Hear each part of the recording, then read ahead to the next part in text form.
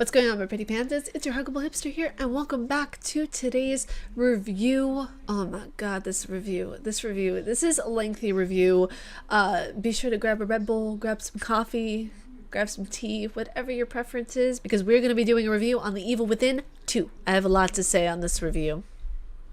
I feel like there were more questions than answers whenever I was playing this. During the time I was playing this, I actually have to rephrase that. I quite enjoyed it, but once I got to the end, I was like, there's gonna be a third game. Will they get the funding?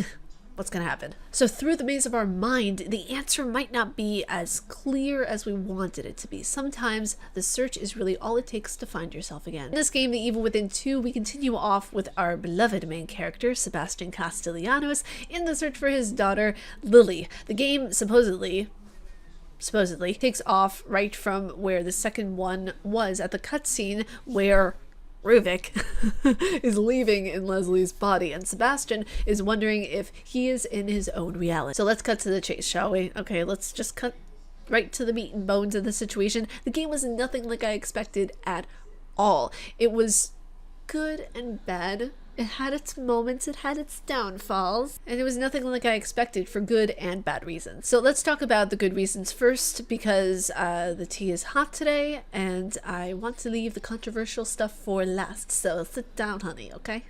A developmental perspective, as well as a writer's perspective, I was shook. I was really shook, to say the least. I was confused, I was dazed the whole time, because the way the dev and writing team did some of the things were very unique and they were very cool, but it added to the story, and it also took away from the story, if you catch what I mean. When we first enter into the game, we meet Kidman. Well, we have a cutscene where we have to, go through a lot of fire and, see our daughter and everything, and then we see Kidman. She convinces Sebastian to come back to STEM in helping her to find his daughter, whom she says is not dead, but in fact is very much alive and trying to escape STEM. Now, the moment that he enters back into this unruly world of monsters and decaying morals and feared glimpses of hope, he comes into contact with this very sassy, for lack of a better term, character, Stefano Valentini. Just love saying his name, Stefano Valentini. Part of the game was one of my favorites, and it was one of the ones that made an impact on me the most, because it was the most aesthetically pleasing, in my opinion, and was also my favorite considering the fact that Stefano has a very Emily Dickinson way about him whenever he captures the exact moment of death. It's very much like Emily Dickinson. Through her writing, she would always capture the feeling and what the exact moment of death would be like. Through that exact moment of death, he finds the art that he creates. When I first played the game, I thought that Stefano might be Leslie, but disguised in the world of STEM.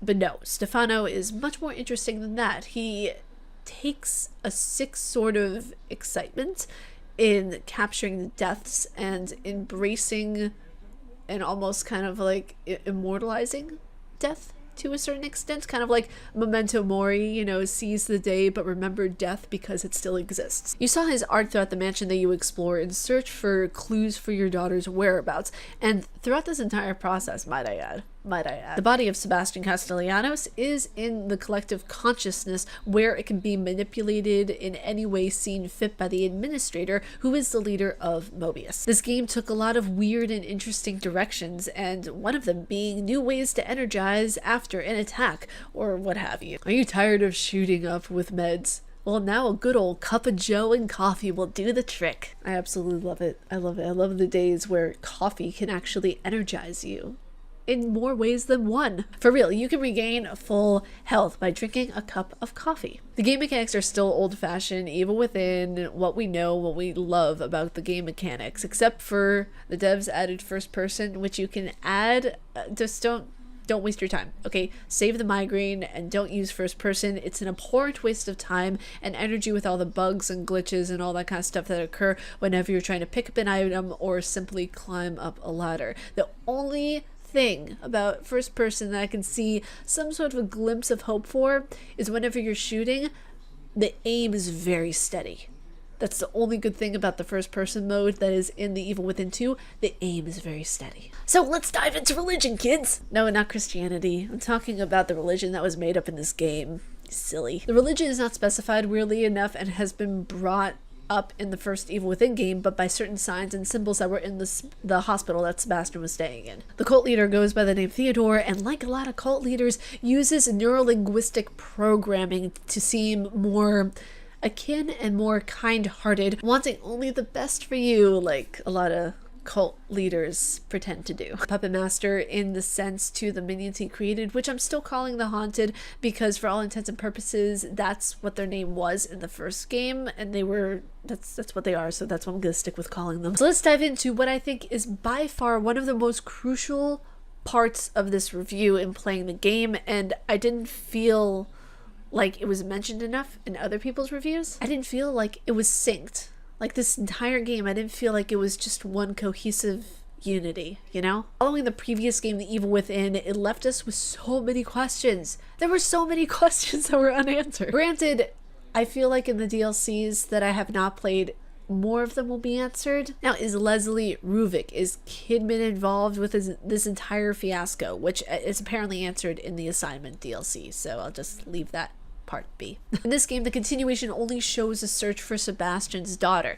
That's it. Not the continuation of Ruvik's story, not the continuation of STEM. Even though the administrator has been killed, there was a scene at the end of the game to suggest otherwise. The game felt choppy, from Stefano to Theodore to showing Sebastian's old memories to the final boss battle with his wife and finding out she was actually working with STEM to find their daughter. It all made for a very confusing and unnecessarily long experience. There was only one main dev for this game, John Johannes, with Shinji Mikami supervised. When playing this game, I felt as if there were several writers and devs creating this. I felt like there were 5 games in one instead of a cohesive unit that was originally The Evil Within. The Evil Within, the first game, it was brilliant. It was cohesive. It was well thought out. It was well put together. It was one of the reasons why I liked it so much. You know, it kept you at a steady pace. It would start off slow and then would slowly consume you little by little until you were just in this hellish,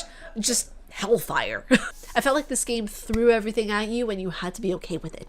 The plot line, like I said, did not directly take off in the first game. It took off from a sub plot line that I didn't expect really, because Sebastian's daughter wasn't even a main part in The Evil Within. It was a subplot line of where he felt bad that he was the drunken alcoholic cop, and I feel like this is his redemption story in a way. The second game is a redemption story. Now, if Sebastian's daughter were a focal point in The Evil Within, then I could at least justify why an entire game was created around finding her. But I can't. Even when going back into Sebastian's memories, we don't even encounter Ruvik. We encounter Laura and the Boxhead, but not Ruvik, who is the main heartbeat of The Evil Within. Now, I should mention another point of this game that is hands down, hands down, one of the best. It is the best, actually, and it's worth it if you take your time and not do a speed run. That is, if you can't do a speed run of this game. There's so much within it and the map is so big, I'm not even sure you could. The character's name is Anima, and even though she is an optional character, I would highly recommend playing through her character being within this game. Now, even though she only appears in chapters 3, 7, and 11, it's worth it. It's a heart-pounding experience. It actually made me scared for the first time. Well, not scared, more like anxious, because I don't really get scared like you guys know, but it made me anxious throughout playing with her character involved. You need to view some journal entries in the town. It's in one of the houses. I forget which. I haven't played the game in a hot minute, but it's in one of the houses. You have to go view some journal entries and she'll follow you around for a little bit, making it a very chilly experience, to say the least. Then she'll follow you around and even take you to some flashbacks which show you your past experiences in Beacon Mental Hospital. Thank you. She'll also bring you to a hospital room where there is a mirror showing your past self. That's right, kids, old costume and all. She makes you revisit certain memories with Ruvik, and this is by far the main reason why I think there will be a third game. So here's the tea. If this part was included as an actual part, not just an optional part, it would have added so much more substance to the game. This optional part made the game feel unified. It made it feel like the first game. It made it actually feel like you were continuing from the same plotline instead of some completely rando subplot line that had nothing to do with originally what you were intended to have as the focal point of the story. And you know me, I'm a sucker for a cohesive storyline. So do I think you should buy this game? Yeah, I do. I think it's worth it to see how it extends in a way, even if it's just for anima. I really honestly think you guys should try it out. For a second game, it has its moments of intense beauty, for some fear, for me excitement, and a little bit of chaos. But let's just hope in the next game we get more answers than questions, because this really, it has so much potential. Okay, this entire storyline, it has so much uniqueness to it that I would hate to see it just being thrown to the dust and not given another chance, so to speak. If you guys like my face and what I do, please be sure to subscribe and hit the bell down below, because I make videos every weekday. Stay casually nerdy, you guys, and I will talk to you all in the next video. Peace.